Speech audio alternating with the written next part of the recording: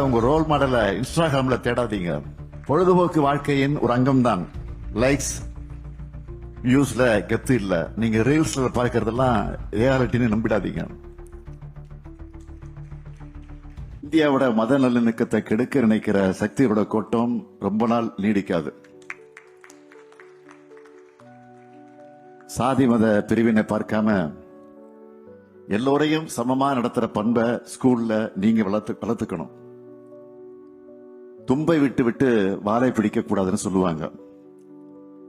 அப்படித்தான் தமிழ்நாடு எப்பவும் சமத்துவ பூங்காவா சகோதரத்தோட திகழணும்னா மாணவர்களான நீங்க இப்பவே அந்த எண்ணத்தோட வளர்ந்தாதான் முடியும். அதனாலதான் ஸ்கூல் நிகழ்ச்சியில கூட அரசியலும் அட்வைஸும் பேச வேண்டியதா இருக்கு.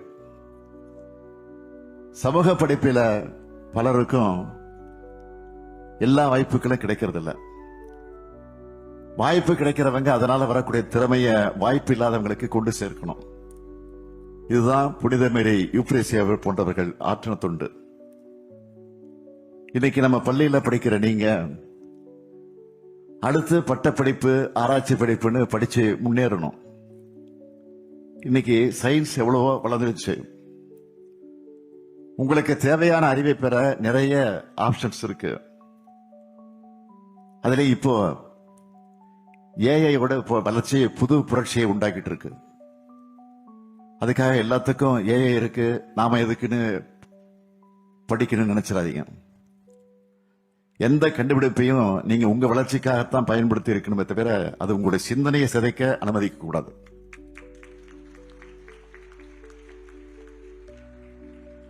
அதே போல உங்க ரோல் மாடல இன்ஸ்டாகிராம்ல தேடாதீங்க.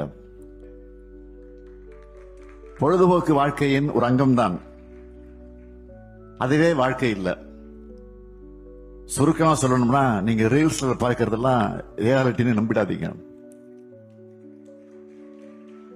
லைக்ஸ் வியூஸ்ல கெத்து இல்ல.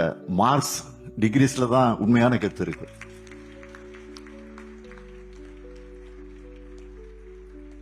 படிக்கிறதோட நல்ல விளையாடுங்க.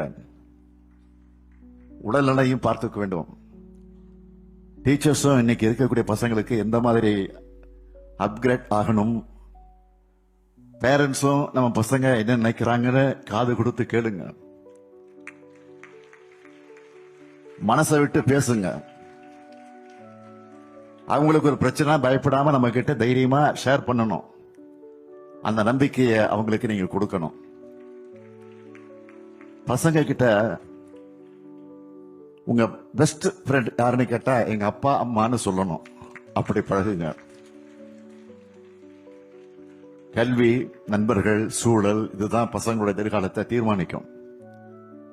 எனவே நல்ல ஆயராக இருந்து பசங்களை முன்னேற்றணும்னு அனைவரையும் வாழ்த்தி குஷப்பட் பள்ளிக்கு 100 வாழ்த்துக்களை மீண்டும் தெரிவிச்சு இந்த இணைய வாய்ப்பை தந்த இந்த பள்ளியினுடைய நிர்வாகத்துக்கு மீண்டும் என்னுடைய நன்றியும் வணக்கத்தையும் தெரிவித்து விடைபெறுகிறேன். நன்றி.